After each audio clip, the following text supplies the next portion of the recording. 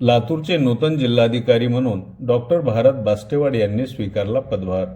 लातूर जिल्ह्याचे नूतन जिल्हाधिकारी म्हणून डॉक्टर भारत बास्तेवाड यांनी आज 4 एप्रिल शनिवार रोजी पदभार स्वीकारला आहे।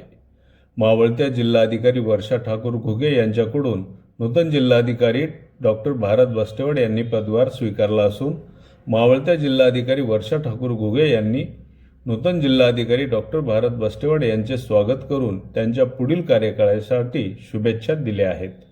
यावेळी अप्पर जिल्हाधिकारी शिल्पा करमकर, निवासी उपजिल्हाधिकारी केशव नेटके, अप्पर जिल्हाधिकारी अहिल्या गटाळ, लातूरचे उपविभागीय अधिकारी रोहिणी नरहे, तहसीलदार सौदागर तांदळे यांच्यासह अधिकारी आणि कर्मचारी मोठ्या संख्येने उपस्थित होते।